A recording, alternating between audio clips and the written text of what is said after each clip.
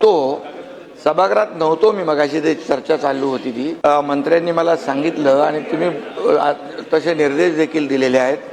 मला एवढंच सांगायचं आहे की सभागृहाचं कामकाज जे आहे तुमच्या अध्यक्षतेखाली चालतं. आज मी त्यांना सांगू इच्छितो की काल जो एक जोर का झटका धीरे से लगा है, त्यामुळे त्यांचं मानसिक संतुलन बिघडलेलं आहे. आणि दुसरी गोष्ट, मानसिक संतुलन बिघडलंय आणि त्यामुळे आता आणखी झटके लागणार आहेत.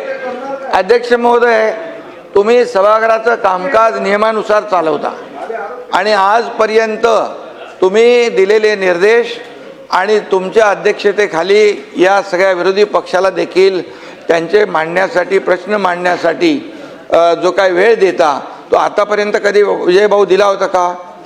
आणि दुसरी गोष्ट, राज्यमंत्री असतात, एखाद्या प्रश्नाला, एखाद्या लक्षवेधीला अतिशय व्यवस्थित न्याय मिळाला पाहिजे म्हणून तुम्ही हे जे काय कामाचं वाटप तुमच्या अध्यक्षतेखाली झालेलं आहे आणि ज्या ज्या वेळेस राज्यमंत्री जेव्हा प्रश्नाचं उत्तर द्यायला कधी त्याच्याकडून अधिक कमी जादा माहिती मिळते त्यावेळेस स्वतः मंत्री असतात, मी स्वतः येतो, मुख्यमंत्री स्वतः येऊन उत्तर देतात आणि त्यामुळे हे कलेक्टिव्ह आमची रिस्पॉन्सिबिलिटी आहे, जबाबदारी आहे.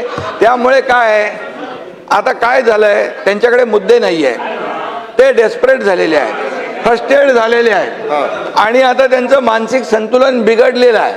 त्यामुळे आता ते नाही आहेत. नाही तर मी बोललो असतो, कोण होता असं तू, काय झाला असं तू, अरे वेड्या असा वाया गेला असं तू, अरे काय आहे. त्यामुळे अध्यक्ष महोदय, त्यांना जे जे काही प्रश्नांचे उत्तर पाहिजे त्यासाठी सभागृहात थांबले पाहिजेत आणि म्हणून प्रत्येक प्रश्नाचं उत्तर द्यायला सरकार समर्थ आहे.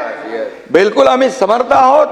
प्रश्न मांडण्याची जबाबदारी जी आहे ती त्यांनी पार पाडली पाहिजे. नुसतं स्टंटगिरी करून येऊन इथे काहीतरी बडबड करून जायचं आणि सभागृहाचा वेळ वाया घालवायचा.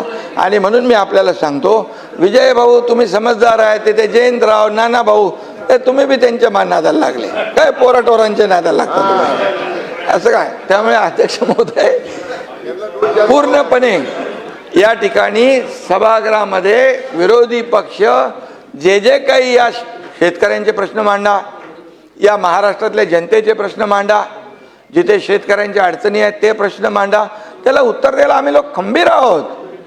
सरकार खंबीर आहे. प्रत्येक याला पैसे शेतकऱ्यांना आतापर्यंत, नाना भाऊ, आतापर्यंतच्या इतिहासामध्ये, मी 2.5 वर्ष मुख्यमंत्री होतो, आता देवेंद्रजी काम करता, आतापर्यंतच्या इतिहासात 45,000 कोटी रुपये शेतकऱ्यांना देण्याचं काम केलंय. 15,000 रुपये नुकसान भरपाई. त्यानंतर तुम्हाला सांगतो, पहिलं तुमच्या काळामध्ये NDRFच्या निकषाने पैसे देत होते. आम्ही NDRFच्या दुप्पट केलं, 2 हेक्टरचं 3 हेक्टर केलं. सततच्या पावसाचं नुकसान मिळत नव्हतं ते दिलं.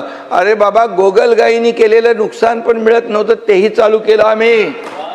6,000 रुपये प्रधानमंत्री मोदीजी देतात, 6,000 आपण चालू केले महायुती सरकारने.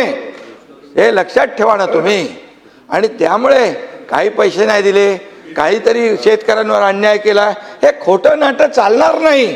महाराष्ट्रातल्या जनतेने दाखवून दिलेलं आहे. जागा तुमची, तुम्हाला बोलत नाही, जागा दाखवून दिलेली आहे.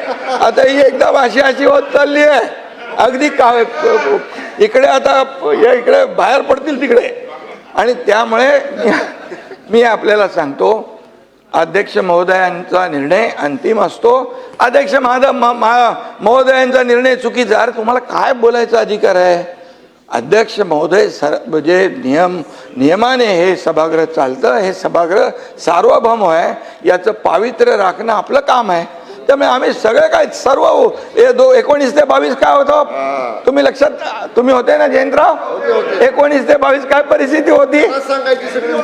उत्तर द्यायला कोण सांगायचं? अरे बाबा, सभागृहात तरी बसायची का लोक? सभागृहात तरी बसायचे का? अरे म्हणून मी सांगतो, जरा थोडं मागे वळून बघावं, आत्मपरीक्षण करावं आणि आत्मचिंतन करावं. जो जो जो जो शीशे के घर में रहते हो दूसरे के घर पे पत्थर नहीं फेंका करते. जरा समजून सांगा जयंतराव. समझ के लेने दो नहीं तो पूरे. पाटील साहेब अरे नाही आहेत ना. जरा समजून सांगा शेजारी. समजून सांगा. समजून सांगा. ठीक आहे.